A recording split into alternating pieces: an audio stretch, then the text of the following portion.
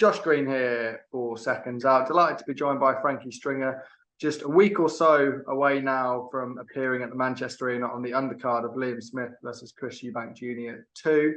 Frankie, how are you doing, my friend? Good, Josh. How are you? Yeah, very well, mate. Exciting times for yourself, involved on that undercard. I know I was looking down the record. You've been on some really big cards already, but to be involved there once again must be really exciting. Yeah, it's my manager Liam, so I can't thank him enough. He's getting me on these massive shows, so I just need to keep performing on them. How much does that do for you, having someone like Liam in your corner and being able to be in these venues under the lights and have this so early in your career? It's unbelievable. I've looked up to Beefy since I was a kid, and now he's looking after me, managing me, and get me on these massive shows. So I can't thank him enough. Not just in terms of getting you on the shows, but he's achieved a huge amount in his career as well. Just the guidance and everything you can get for him. Just talk to me about what he's been like and how much of a positive effect he's had on your career so far. I'm looking up to one of the best. He's been in the sport for years. He's done it. He's won a world title. He's still doing it now at that age, at the top level, and he is a role model to look up to, and I want to achieve what he has achieved as well. How did that relationship first come about with Liam? Because I boxed for the Rotunda as a kid, so I've known him since I was a kid. Oh, good stuff. Yeah, I mean, you talk about Liam and what he's achieved and what you've achieved so far.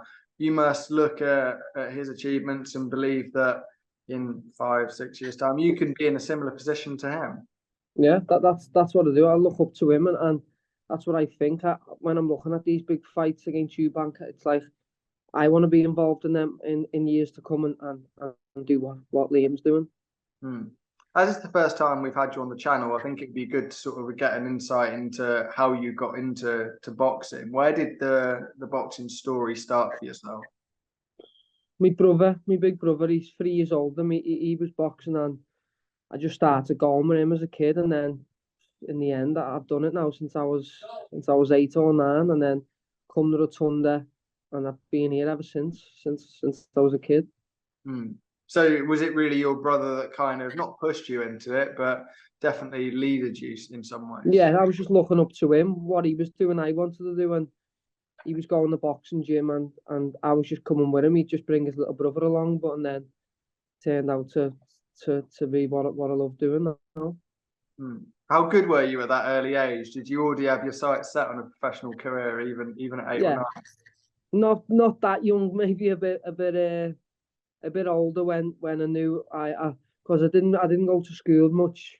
I'd just be in here training, so I knew I weren't going to school. I don't want to do anything else. So boxing is all I've got, to be fair, and I love it, and I've done it. So I knew when I was not going to school, I want to be a boxer. That's why I was missing school to come in a gym and box. Did you kind of put all your eggs in one basket then? In that case, you say you weren't going to school, but you thought, if I train hard enough at 16 years of age, I'll be on the road to boxing. I'm doing what I love, and it's my job, so I can't ask for much more. So yeah, I did put all my eggs in one basket, but I wouldn't have done it for anything else. Boxing is my life. So you talked about how you first got into it, but you've obviously achieved a lot at amateur level as well. Where did that start, when you started to become start to be more in competition rather than just boxing at the club? When I was a kid, I was still messing about and arsing around and not taking it serious. But then when I was a junior, that's when I started taking it serious, training hard, eating well, and I think I went on to win. The 1 year I was unbeaten the whole season, won the juniors, won the Tri-Nations, got picked for the Europeans. I was flying, and then that's when I knew I'm good enough to start winning things then. Was that what really gave you the confidence to be where you are now, winning at the amateur level and sort of going on these long winning streaks? All these top pros now and the up and coming kids, that most of the time they have been a good amateur and they have got a good pedigree. So you don't really need it because you've seen a few that haven't, but you do at the same time. You need to be high. You need to have a high amateur pedigree to be good in the pros. So it's like a CV in it. Like with the Olympics, they get good deals when they medal at the Olympics. So it is like a CV. You have a good amateur background, you're more than likely you'll get a better promoter or contract in the pros. So yeah. You've been pro for around 18 months now. Has it gone how you expected it to go? Has everything been smooth and as you expected? Yeah, it did until my last fight. I went over on my ankle and it was counted as a knockdown. So that was the only. Everything else has went smooth other than that, just that. But I'm only young. I'm 22, so it's all good learning. But I've loved and enjoyed every minute of it at the minute. Is it a case of you look at things like that, and I think every fighter's had one of those moments early on in their career, and you've just got to learn from things like that. It's better having it early on, so you know what it is like, what it feels like, and I'd rather have it early on in my career than later in the line. So it is good. It is good to have it. Talk a little bit about Liam's fight with Chris Eubank Jr. We all saw what happened in the first fight. Do you believe that it's going to be the same outcome in the second? Yeah, I've told everyone I can't see how it goes any other way. I really can't. I can just see Beefy KO again. Maybe earlier, maybe later, but I think Beefy KOs him. Do you think he was underestimated in that first fight? Because people were looking at Chris Eubank Jr. to do the job and maybe looking beyond what could be next for Chris Eubank Jr. But I think some were surprised by what Liam did in that. Yeah, everyone was surprised. I don't think surprised that he won. I think surprised at how he won, how he knocked Chris out, because that's never happened to Chris. But I don't think Chris was taking him lightly. I just think it was Chris's ego saying 50%, just the way he is. But I don't think Chris took it lightly because they've sparred and Chris knows Beefy is a very, very good fighter. So I just think I just think Beefy's too good for him. And if he fought 10 times, I think Beefy beats him 10 out of the 10 times. Do you think there's any sort of difference in approach that Eubank will take? As you say, the 50%, the T-shirts, everything we saw in the lead up to the first fight. Do you think it will be all serious and a little bit of a different? I think he knows it's got to be serious this time. It's his career's on the line, so he has got to take it serious, and he can't be messing around with it. Yeah.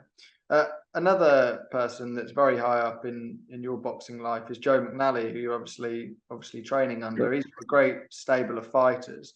How important is it for you, and how much motivation does it give you to be in that stable? Yeah, I've been with Joe since I was a kid as well, just as young as when I knew Beefy. Joe used to take me on holidays with them to watch Stephen Smith in Monaco fight the world title. So I was going on holidays and everything with Joe before he even coached me. He was my old amateur coach. So he's like family. So it's a special bond, and now he's getting a massive stable in the gym. So it's great to be a part of. Yeah, and when you look around that gym, you see world champions and champions all over the gym. That not just as motivation, but you must be able to learn so much from people that have achieved that. Yeah, like I was in New York for the Josh Taylor fight, helping Josh with his camp. So he's an undisputed world champion, and I'm having to like get brought over and be part of his team and help him. So that's stuff what you can't buy it. It's valuable experience, and I can't thank them enough. Another Joe McNally fighter in Chantel Cameron's got the big rematch coming up with Katie Taylor in a couple of months' time. Do you expect Chantel to once again do the job against Katie? I don't know. I reckon it'll be a closer fight, but I can still see Chantel beating her again. I just think she's too big and too relentless for Katie, in my opinion. Were you at the first fight or? No, I weren't there. You know, everyone in the gym was, because our teammate JJ was on it. He won a world title, didn't he? And Keevan was on it as well as comeback fight. But I'm definitely going to be on the next one because Gary and that are going to be fighting on our new teammates. So I'll be down there the next one. So you get invited to Monaco on holidays, but they don't take you to Dublin. No, no. And just finally, I'd like to end on a note of yourself. What's going to happen next Saturday on the undercard, Chris Eubank Jr. against Liam Smith? What's going to happen in your fight?